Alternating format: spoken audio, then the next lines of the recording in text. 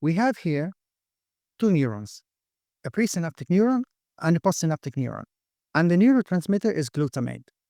We have here glutamate receptors. So what is actually LTP?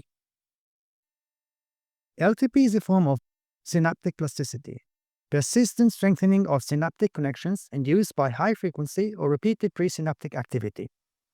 Again, presynaptic neuron, postsynaptic neuron. We have a signal here which should be transmitted from the presynaptic neuron to the postsynaptic.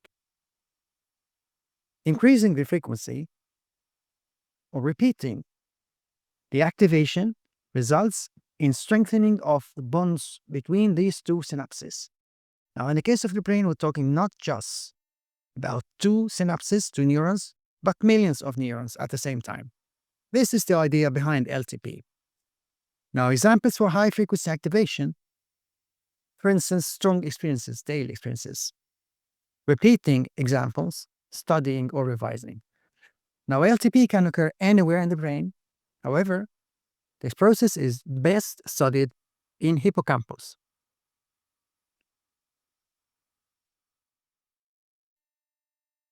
One of the things that you should mention when asked about LTP, the things that concern the changes during LTP, please think about the postsynaptic potential amplitude. Talking about glutamate, an excitatory neurotransmitter, so we have an excitatory postsynaptic potential. Assume we release some glutamate. This results in a postsynaptic potential with an amplitude like this. Now, if we increase the amount of glutamate released, for instance by a higher frequency or repeated activation, the amplitude will naturally increase. So one of the changes during LTP is an increased amplitude of the postsynaptic potential. But there are far more changes than just the increase in the amplitude of the postsynaptic potential. To understand the changes, we need to know that glutamate has different types of receptors in the postsynaptic neuron. AMPA and NMDA. Both are ion channels. AMPA is a sodium channel, primarily. NMDA permits the entry of both calcium and sodium. Now, physiologically, NMDA is blocked by the presence of magnesium ions inside it. It's occupied.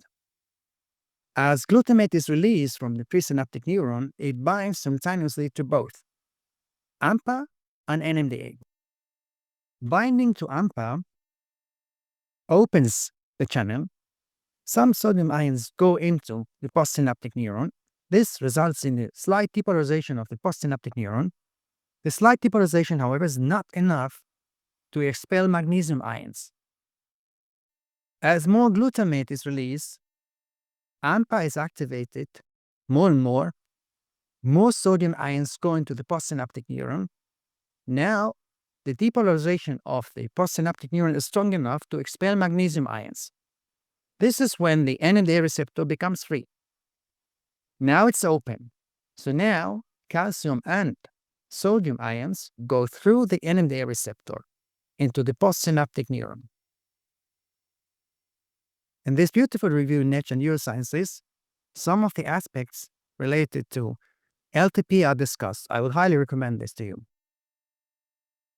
Now let's discuss the two phases of LTP. The so-called early LTP, within hours. This accounts for short-term memory. And the late LTP, which is the long-term memory, can take days to weeks. In the early stage, again, we have glutamate here released. It binds to AMPA and NMDA. At some point, when NMDA receptor is also free, calcium and sodium go into the postsynaptic neuron.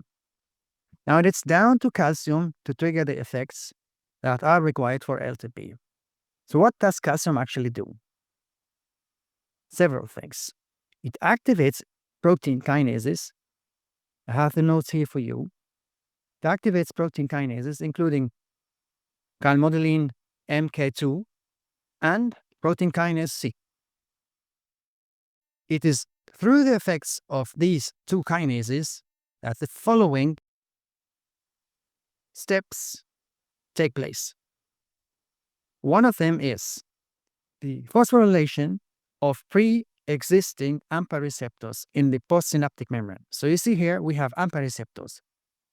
Now these already existing in the membranes get phosphorylated by the action of the protein kinases.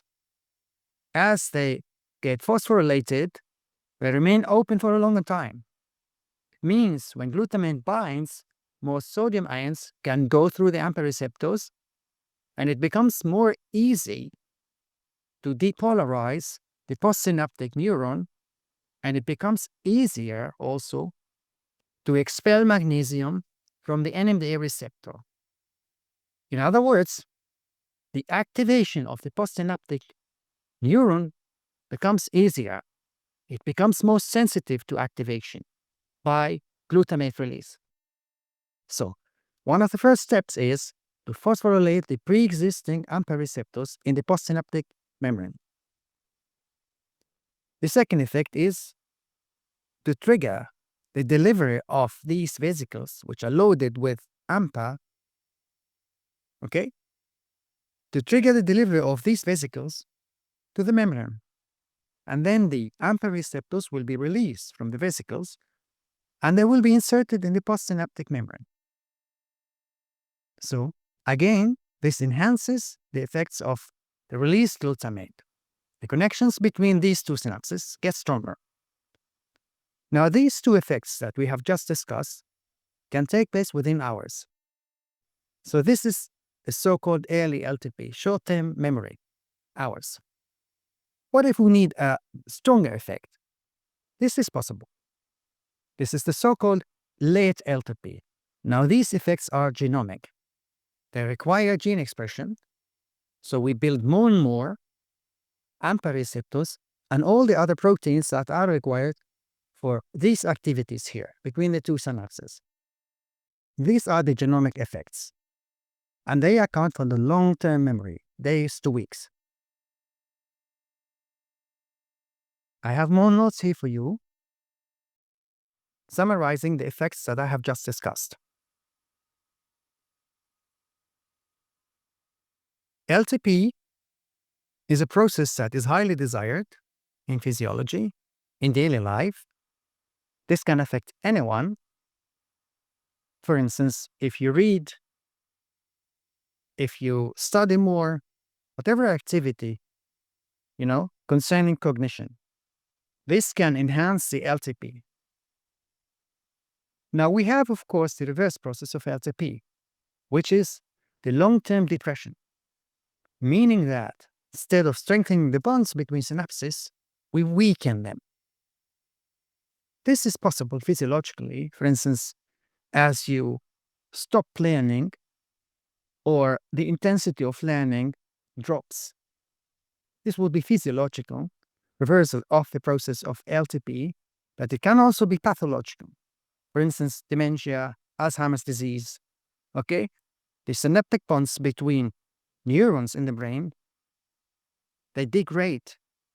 This can come with aging or as a consequence of some inflammation or many other processes, pathological processes. And the prime example that you will be asked about is Alzheimer's disease. We have long-term depression taking place in Alzheimer's disease, among other neurodegenerative disorders associated with aging and other things.